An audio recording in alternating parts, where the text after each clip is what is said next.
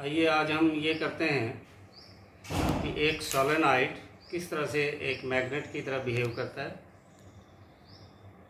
क्या हम सोलेनॉइड के नॉर्थ और साउथ पोल डिटरमाइन कर सकते हैं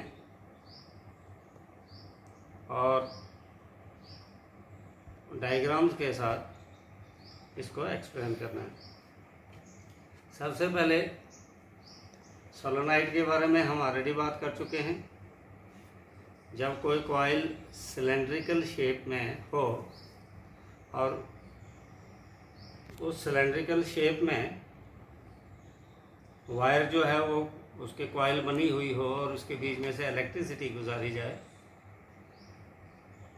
तो वो एक मैग्नेट के तौर पे काम करता है।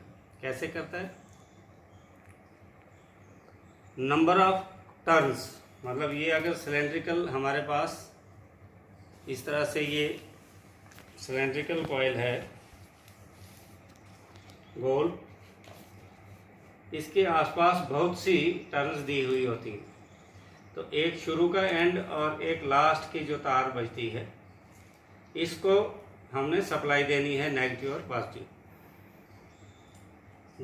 इसी तार के साथ हमने एक स्विच लगा देना है और एक सेल लगा देना। जैसे ही स्विच को ऑन करेंगे इसके बीच में से कॉइल के बीच में से जो है करंट गुजरेगी और ये एक मैग्नेट बन जाएगा। अगर कोई भी स्क्रू ड्राइवर, लेकिन ध्यान रहे कि स्क्रू ड्राइवर के पीछे इंसुलेशन या प्लास्टिक लगा होना चाहिए। अगर लोहे वाला टच करेंगे तो करंट बजेगी, शॉक बजेगी।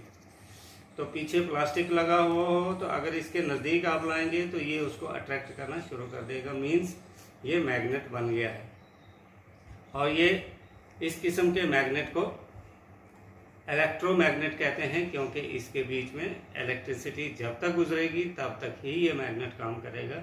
जैसे ही इलेक्ट्रिसिटी बंद करेंगे तो ये डीमैग्नेटाइज हो जाएगा, इसका मैग्नेट खत्म हो जाएगा। अब क्वेश्चन ये है कि मान लो हमने इधर से पॉजिटिव दिया और इधर से नेगेटिव दिया, तो इसका एक टर्मिनल जो है नॉर्थ पोल बन जाएगा, एक टर्मिनल जो है साउथ पोल बन जाएगा। वो कैसे हम इंडिकेट करते हैं? एक छोटी सी नीडल होती है, उसके ऊपर बीच में एक एरो लगा होता है और उस नीडल को अगर अपने आप छोड़ देंगे तो वो हमेशा नॉर्थ और साउथ की डायरेक्शन में पॉइंट करती है। उसका एरो का जो सिर है वो हमेशा नॉर्थ की तरफ रहता है। अगर किसी एक पोल के पास उस नीडल को लाएंगे, अगर एरो जो है इसकी तरफ पॉइंट करता है तो ये नॉर्थ पोल है। अगर एरो इससे दूर जाता है, मान लो इस पेन की नोक जो है इसको मैं कहता हूँ नीडल का हेड, तो नॉर्थ पोल के साथ जब इसको रखेंगे तो ये इस तरह से पॉइंट करेगा। और अगर साउथ पोल के पास नीडल को ले जाएंगे तो ये इस तरह से नहीं करेगा, ये इस तरह से करेगा। जिस एंड की तरफ नीडल, कंपास की नीडल जो है पॉइंट करेगी उसको हम नॉर्थ पोल कहेंगे और दूसरे को साउथ पोल कहेंगे। अब अगर हम चाहते हैं कि इसके पोल चेंज किए जाएं, एक परमानेंट मैग्नेट और इलेक्ट्रोमैग्नेट में यही डिफरेंस होता है कि इलेक्ट्रोमैग्नेट के हम पोल्स चेंज कर सकते हैं। नॉर्थ को हम साउथ पोल बना सकते हैं और साउथ को हम नॉर्थ पोल बना सकते हैं। कैसे? जिस एंड को पॉजिटिव दिया था अब उसको न्यूट्रल वायर देनी है और दूसरा एंड जिसको न्यूट्रल दिया था उसको पॉजिटिव देनी है, तो इसके पोल्स चेंज हो जाएंगे। दूसरा, इलेक्ट्रोमैग्नेट की स्ट्रेंथ हम कम या ज़्यादा कर सकते हैं, लेकिन जो कोई एक बार मैग्नेट होता है, परमानेंट मैग्नेट होता है, उसके ना तो हम पोल चेंज कर सकते हैं। जो नॉर्थ है वो हमेशा नॉर्थ ही रहेगा, जो साउथ है वो हमेशा साउथ ही रहेगा। दूसरी, उसकी स्ट्रेंथ चेंज नहीं हो सकती है, स्ट्रेंथ को हम बढ़ा नहीं सकते।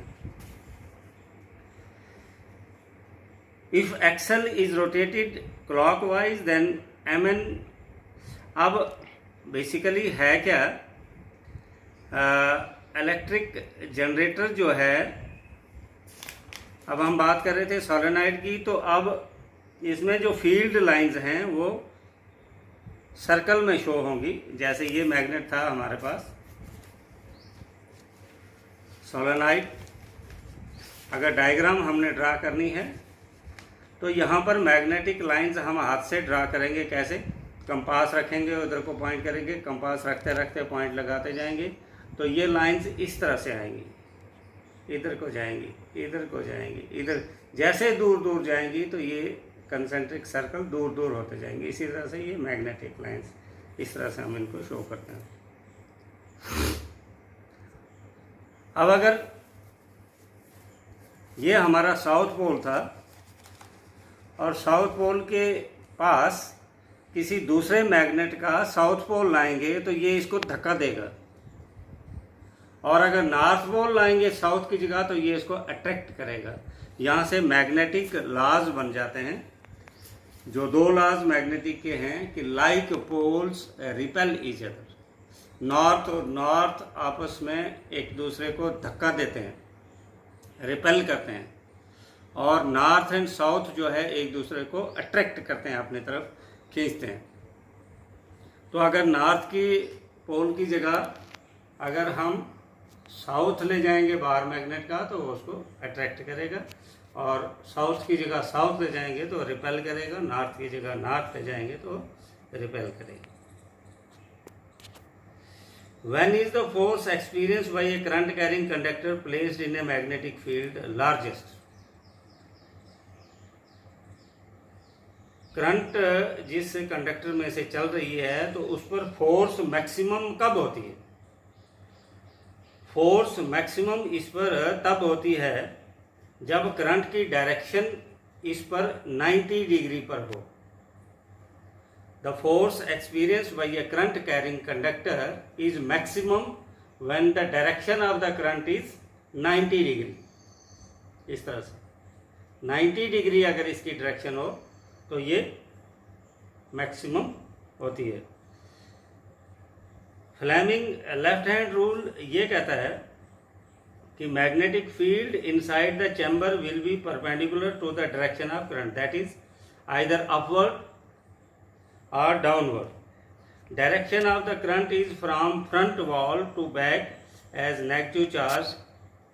ये कहता है कि फर्ज करो कि हम किसी चैम्बर में बैठे हैं और हमारी पीठ जो है दीवार की तरफ है और इलेक्ट्रॉनिक बीम हॉरिजॉन्टली आ रही है from back wall to front wall. तो मैग्नेटिक फील्ड जो है राइट साइड से आ रही है। बताइए मैग्नेटिक फील्ड की डायरेक्शन क्या होगी? तो मैग्नेटिक फील्ड की डायरेक्शन या ऊपर की तरफ होगी या नीचे की तरफ होगी। डायरेक्शन ऑफ करंट जो है वो फ्रंट टू बैक की तरफ है, फ्रंट से बैक की तरफ है, और क्योंकि नेगेटिव चार्ज जो है वो बैक से फ्रंट की तरफ आ रहे हैं। Direction of magnetic field is rightward, hence direction